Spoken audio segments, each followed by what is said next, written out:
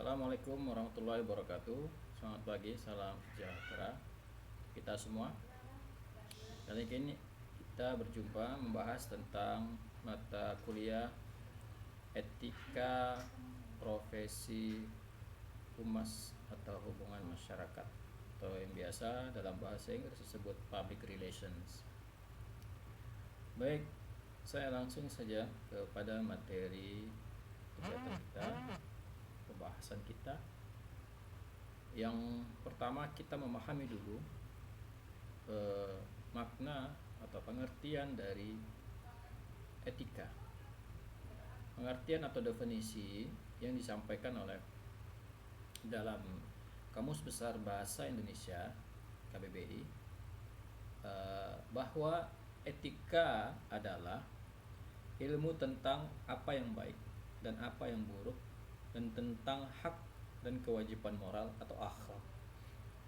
Oleh karenanya setidaknya ada 3 unsur atau 4 ya tepatnya, 4 unsur yang merupakan unsur dari definisi etika tersebut, yaitu ilmu, etika sebagai ilmu. Jadi etika itu adalah ilmu.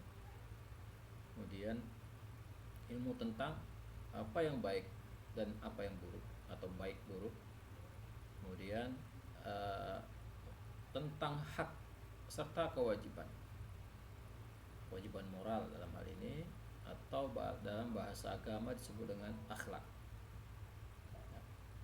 Itu definisi yang disampaikan oleh KBBI, Kamus Besar Bahasa Indonesia, meliputi 4 unsur etika. Jadi ketika kita mengatakan menyebut etika, maka ada 4 unsur di dalamnya. Nah, dari definisi yang disampaikan oleh Ki Hajar Dewantara, etika itu adalah ilmu yang mempelajari segala soal kebaikan dan keburukan di dalam hidup manusia. Peristimewa yang mengenai gerak-gerik pikiran dan rasa yang dapat merupakan pertimbangan dan perasaan, sampai mengenai tujuan yang dapat merupakan perbuatan. Tahun 62, Ki Hajar Dewantara merumuskan pengertian etika seperti ini. Dari rumusan tersebut ada 4 unsurnya. Yang pertama, ilmu tentang, jadi masih menyangkut tentang bahwa etika itu ada ilmu tentang apa? Segala kebaikan dan keburukan. Yang pertama. Yang kedua, gerak-gerik pikiran dan rasa. Yang ketiga, pertimbangan dan perasaan. Yang keempat adalah tujuan atau perbuatan dari sebuah tujuan, atau tujuan yang dapat merupakan perbuatan, gitu.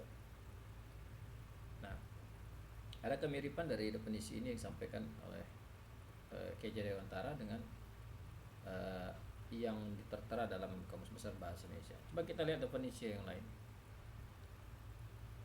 Ini ketika membahas tentang etika, etik dalam bahasa Inggrisnya, Aristoteles memaparkan seperti ini. Dia membagi etika itu menjadi 2, yaitu yang pertama disebutnya terminus technicus ya. Kemudian yang kedua manner and custom. Apa ini maksud dengan terminus technicus?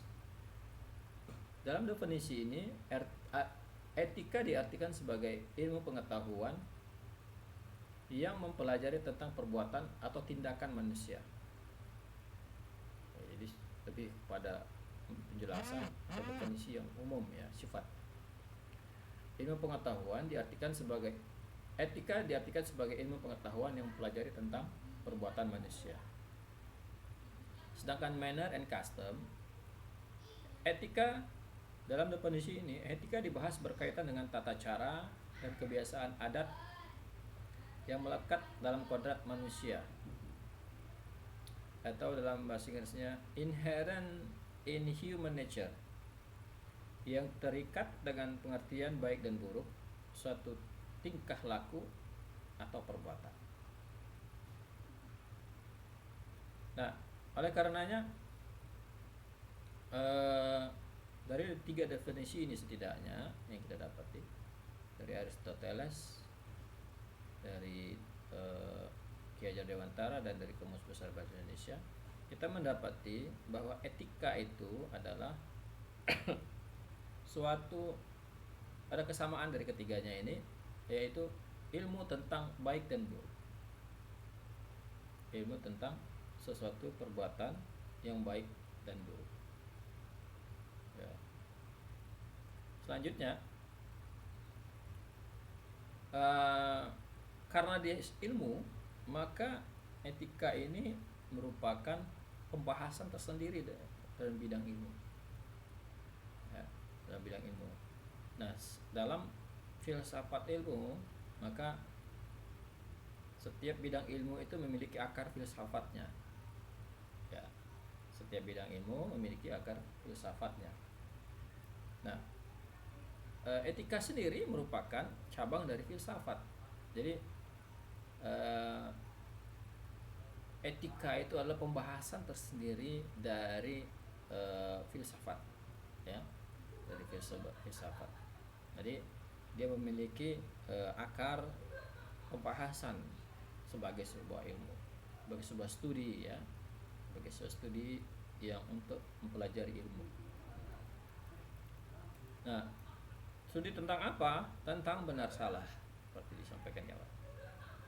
Jadi filsafat itu adalah cabang dari filsafat ilmu yang merupakan studi tentang benar salah.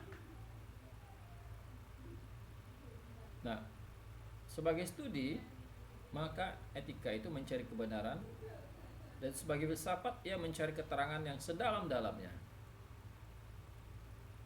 Sebagai filsafat dia mencari keterangan yang sedalam-dalamnya. Baik, itu etika sebagai studi. Kita lanjutkan lagi. Nah, di dalam ilmu tentang etika atau studi tentang etika ada beberapa pokok perhatian. Ada beberapa pokok perhatian pembahasan di dalam studi tentang etika ini. Yang pertama adalah the principle of morality, atau prinsip-prinsip moral. Pembahasannya atau studi pokok perhatiannya, pokok perhatian di studi etika ini yang pertama adalah prinsip-prinsip moral. Termasuk di dalamnya adalah ilmu tentang kebaikan dan sifat dari yang hak, dari yang benar. Ilmu tentang kebaikan dan sifat-sifat dari hal-hal yang benar. Jadi moral itu memiliki keterkaitan dengan kebaikan dan sesuatu yang benar atau right thing, ya, sesuatu yang benar. Moral berhubung dengan kebaikan dan kebenaran. Kemudian yang kedua adalah the rules of conduct. The rules of conduct atau pedoman perilaku.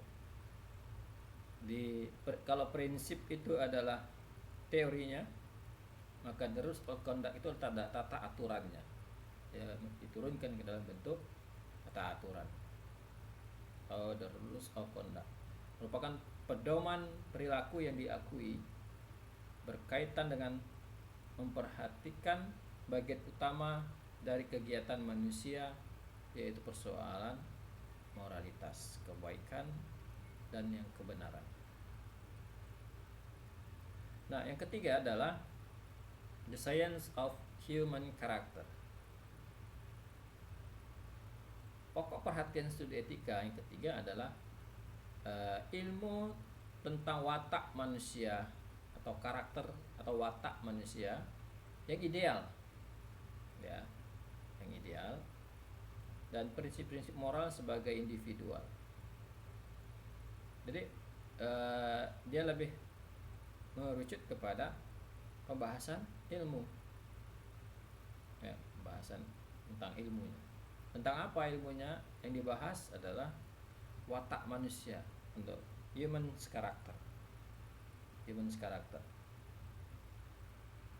human karakter yang ideal. Manusia itu sebetulnya diciptakan untuk apa sih? Mengapa manusia diciptakan? Agama menjelaskan manusia itu diciptakan untuk mengabdi kepada Tuhan. Kalau dalam Islam sebutkan wa ma khalaqtul jinna wal insa illa liya'budun. Tidak aku ciptakan manusia dan jin kecuali untuk mengabdi kepadaku, kata Tuhan dalam Al-Qur'an. Oleh karenanya manusia itu diciptakan untuk mengabdi. Tetapi bagaimana dalam ilmu pengetahuan? Untuk apa sih sebetulnya manusia itu? Bagaimana ilmu pengetahuan menjawabnya? Kan begitu. Oleh karenanya ini merupakan pokok perhatian dari studi etika, yaitu tentang the science of human character. Pendekatannya adalah science approach of science atau pendekatan sains ilmu pengetahuan. Kemudian yang keempat adalah the science of duty, merupakan ilmu mengenai suatu kewajiban. Dan setelah ada prinsip-prinsip moral, sudah ada tata aturan, kemudian ada the science of human character, ilmu pengetahuan tentang karakter manusia, watak manusia, maka selanjutnya adalah bagaimana dengan kewajiban. Apakah tata aturan dan prinsip-prinsip moral itu hanya merupakan hal-hal yang tertera saja, tidak dipatuhi? Maka the science of duty adalah pokok perhatian selanjutnya dari studi etika. Nah, ini dia alur dari studi etika. Dia berakar dari filsafat.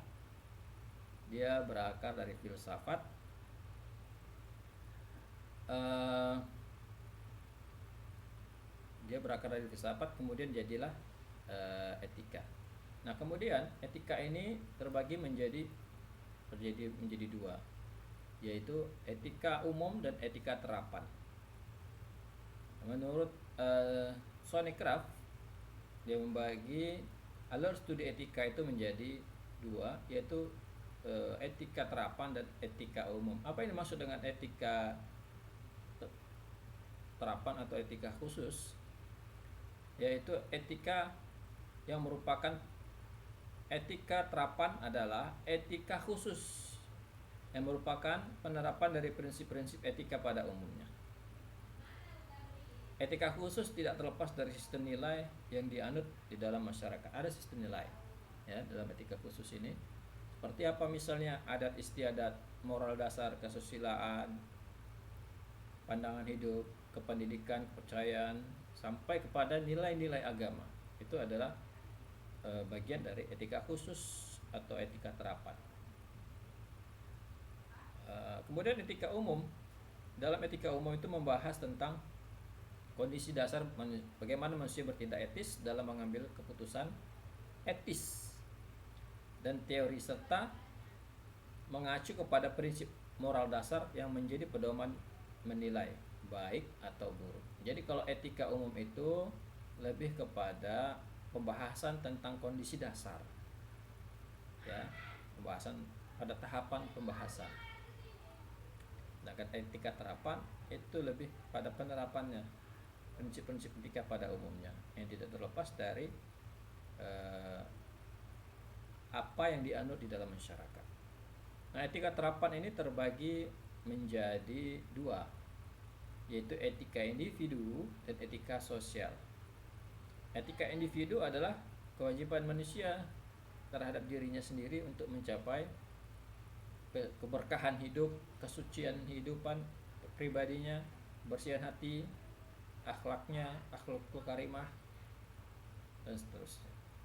Secara individu. Secara sosial,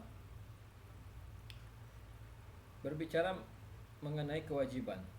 Etika sosial ini kan ketika kita berinteraksi dengan orang lain, maka akan berbicara tentang kewajiban, sikap dan perilaku sebagai anggota masyarakat yang berkaitan dengan nilai-nilai sopan santun dan tata krama. Nah, di dalam etika sosial ini termasuk bagiannya adalah etika profesi. Etika profesi atau etika profesi humas lebih khusus lagi adalah bagian dari etika sosial ya, dalam dimensi etika sosial. Jadi pembahasan mata kuliah kita tentang etika public relation atau etika profesi humas ini adalah bagian dari dimensi etika sosial. Nah, baik. Apa itu etika? Untuk apa itu etika dicapai kira-kira? Nah, di dalam etika itu ada beberapa faktor ya, faktor yang ketika dipenuhi maka dia akan menjadi standar etik, atau orang ketika dia melibatkan orang dia disebut dengan orang yang beretika. Yang pertama, disiplin. Tambah disiplin. Ya, etika itu sangat identik dengan orang yang disiplin. Tidak ada orang yang tidak disiplin itu beretika. Ya, tidak ada orang yang tidak disiplin itu beretika. Misalnya terlambat datang kuliah, maka kalau satu sekali mungkin karena force major ya, sesuatu yang bisa saja terjadi. Tapi kalau setiap datang selalu terlambat, artinya dia tidak beretika. Karena tidak ada disiplin maka dia tidak beretika. Kemudian openness, keterbukaan, terbuka, tidak menutup-nutupi hingga kemudian menimbulkan prasangka kalau sesuatu yang ditutup-tutupi. Kemudian di dalamnya juga ada loyalty atau kesetiaan, sifatnya setia, ya, sifatnya setia, tidak khianat. Kemudian fair mindedness. Fair mindedness ini adalah memiliki pemikiran yang adil ya, tidak serakah, tidak mau menang sendiri, adil ya, bersikap adil. Kemudian respect, menghormati orang lain, menghormati orang lain. Integrity atau integritas, memiliki integritas ya, nilai dirinya itu terhadap sesuatu hal ya. Kemudian dalam selanjutnya adalah forthright communication atau komunikasi yang terus terang. Dalam berbicara dia itu lebih bersifat terus terang ya, terus terang ketimbang menyampaikan informasi yang tidak benar. Nah, kesemuanya ini, ketujuh faktor ini ketika dimiliki atau berada pada satu orang, maka dia disebut beretika dalam disiplin pembahasan etika. Nah, saya mau mencontohkan begini, betapa etika itu adalah sebuah capaian tertinggi. Misalnya gini, suatu ketika ada seorang suami mengantarkan istrinya sedang hamil ke dokter, ya, ke dokter yang mau memeriksa kehamilannya. Nah, oleh dokter si suami kemudian disuruh keluar karena ada sesuatu yang perlu diperiksanya. Nah, dokternya itu hanya ditemani oleh suster. Dalam kasus tertentu si suami dibolehkan menemani, tapi kasus yang lain si suami disuruh keluar. Kemudian apa yang dilakukan si dokter yang ditemani oleh susternya itu, dia melihat, mohon maaf, isi dalam ya, walaupun tidak terlalu dalam, dari sang istri, memeriksa semuanya, kemudian memutuskan suatu gejala kesehatan medis. Baru kemudian setelah selesai si istri bersalin lagi dan dipanggillah suaminya. Apa yang dilakukan oleh si suami kemudian adalah membayar si dokter dengan uang honor atau bayaran dari perobatan.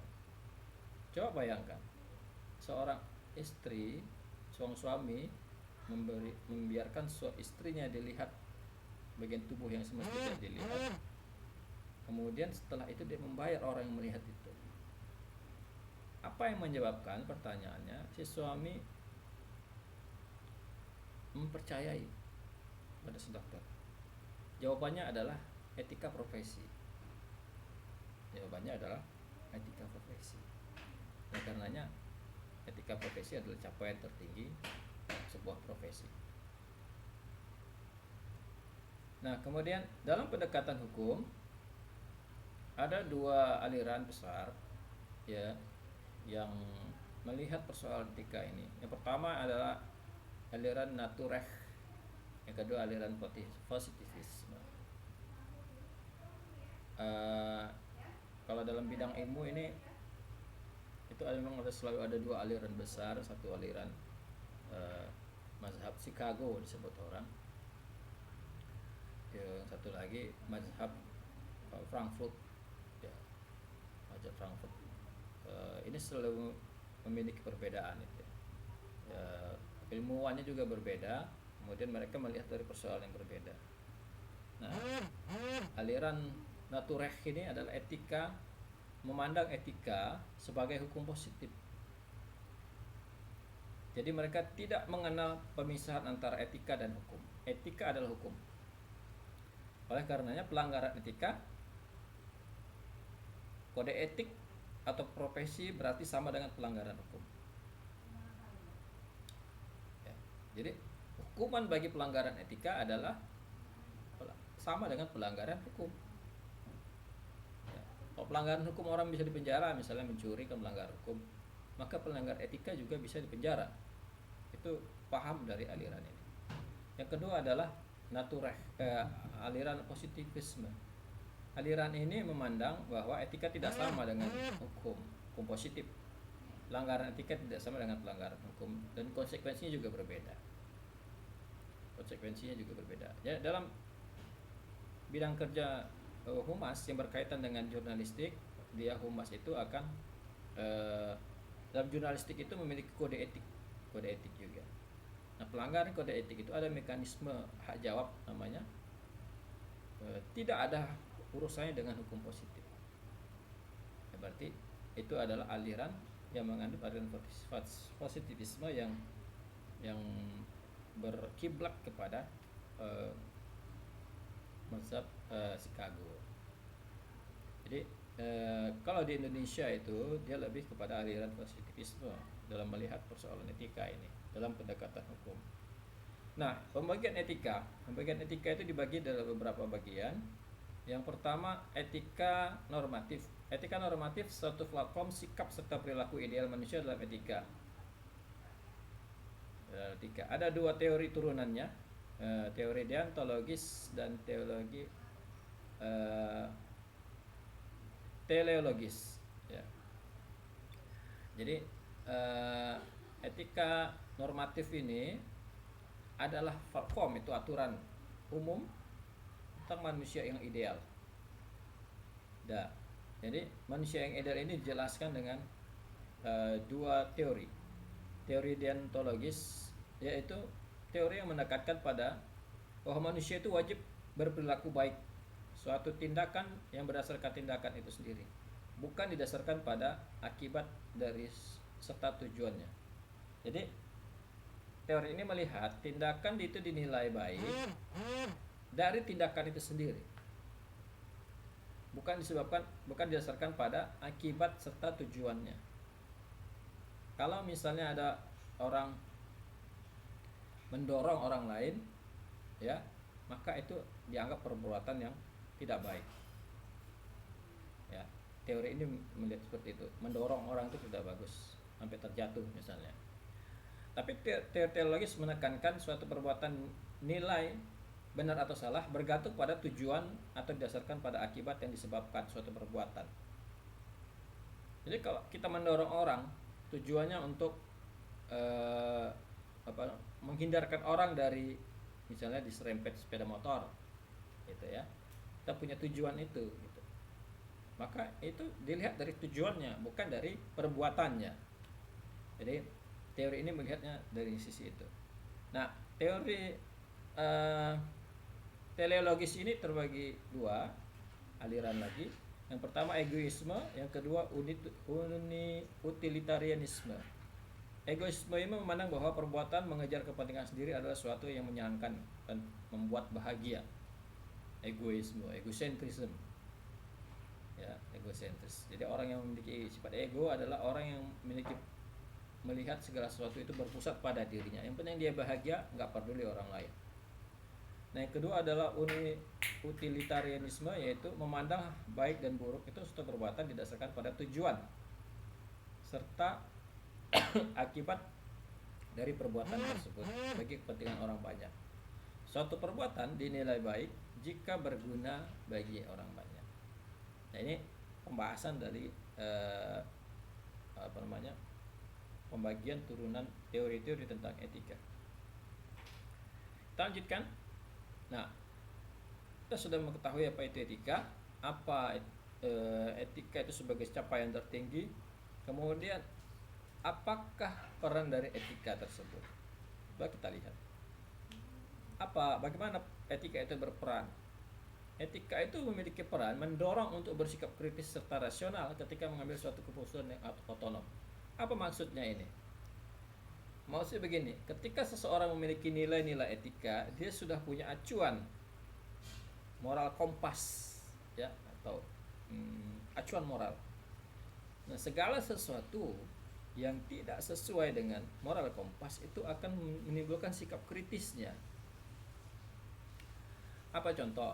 Misalnya bahwa suap menyuap itu dilarang, ya. Dan etika yang membahas tentang baik dan benar itu mengatakan itu baik dan salah itu mengatakan bahwa suap menyuap itu salah.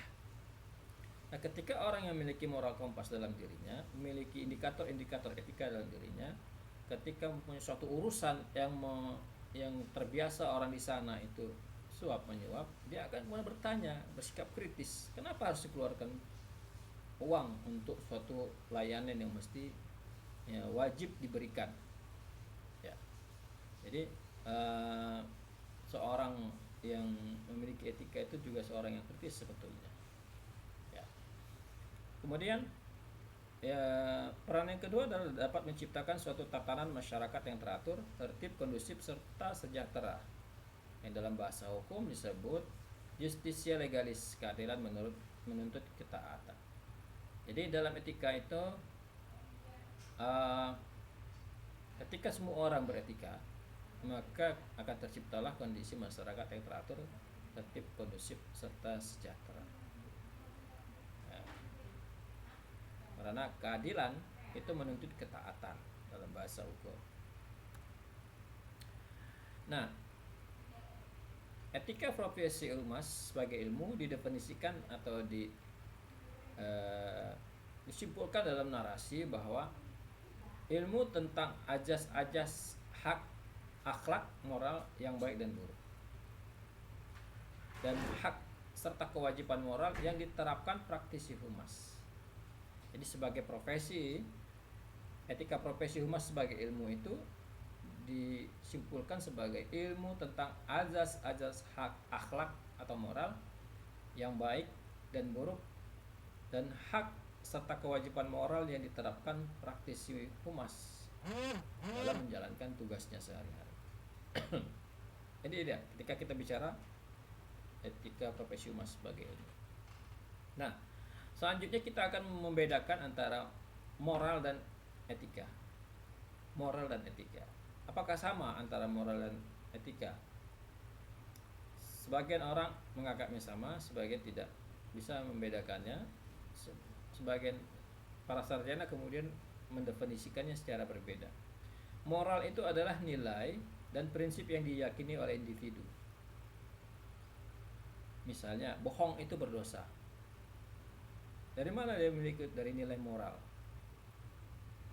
Ya, dari nilai moral.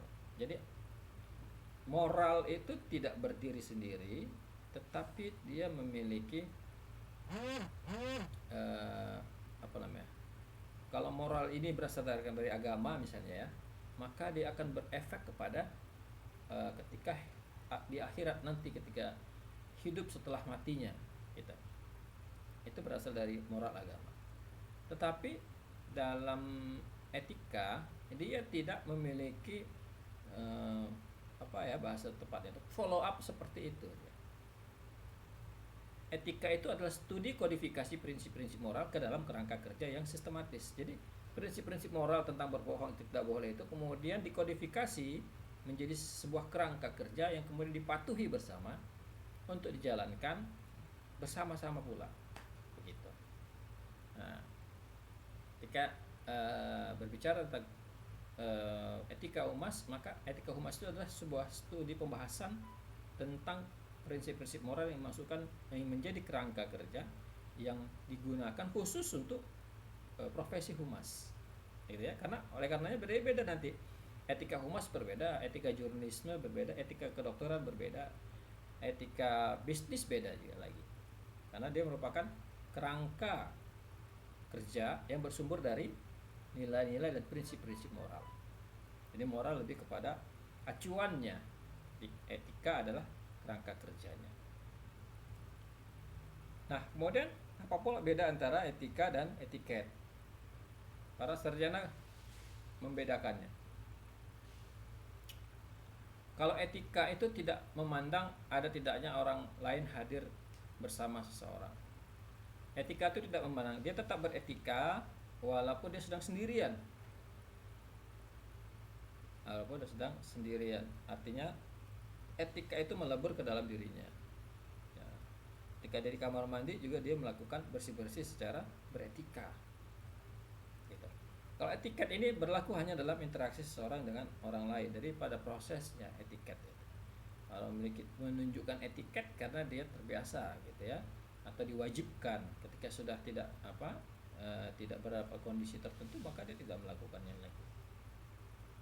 Kemudian etika itu meliputi tentang sikap, cara, atau atas suatu perbuatan yang dilakukan oleh manusia. Kodifikasi tentang kerangka kerja itu meliputi bagaimana cara bersikap, bagaimana cara melakukan cara tertentu untuk berkomunikasi, misalnya melakukan suatu perbuatan, bagaimana cara makan, ya, table manner, itu kan bagian dari etika. Jadi ada kodifikasinya, kerangka kerjanya. Tetapi etiket tidak terbatas pada sikap atau cara atas suatu perbuatan yang dilakukan oleh manusia. Ya, dia di luar itu, gitu. Di luar itu. Gitu. Nah, kemudian etika memunculkan norma dari perbuatan yang dilakukan. Dari etika itu memunculkan norma. Sedangkan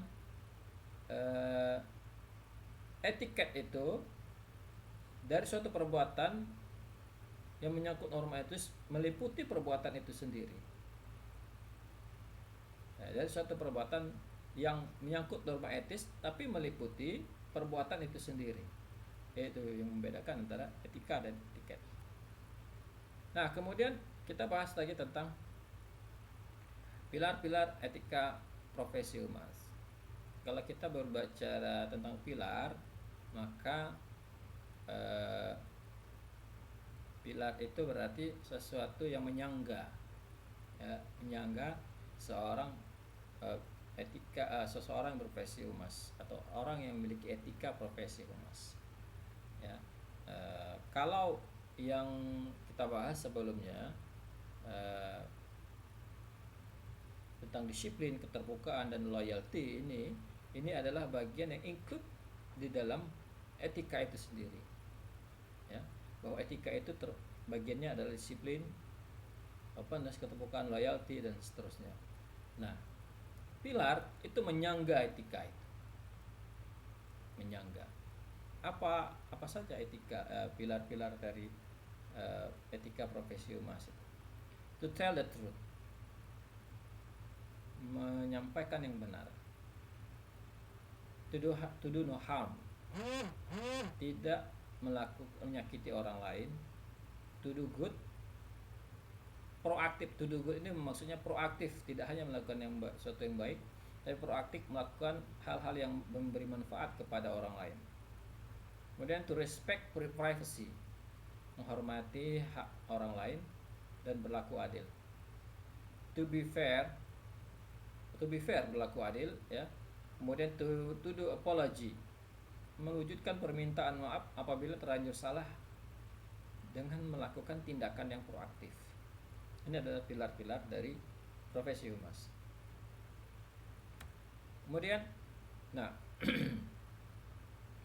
Di iklim seperti apa etika itu bisa tumbuh?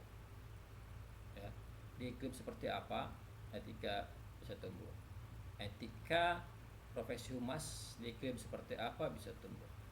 Yang pertama, etika itu bisa tercipta dalam perusahaan yang baik, cipta dari perusahaan yang good company.